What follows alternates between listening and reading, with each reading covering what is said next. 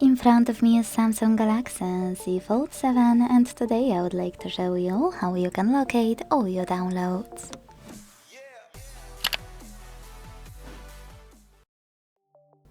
My favorite Samsung app is definitely My Files one. That's because in it I can access all my downloads in few seconds in one place. If you want to do that, you don't need to even download this app because it's already on your device. Just find it and click on it.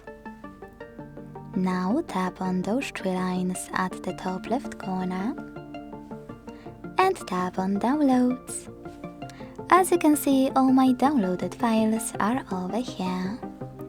Now to access one, you need to click on it and pick one of your apps you wish to use to open chosen file.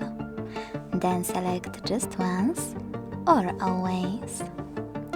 Thanks so much for watching. If you enjoyed this video, leave a like, comment and subscribe. Bye!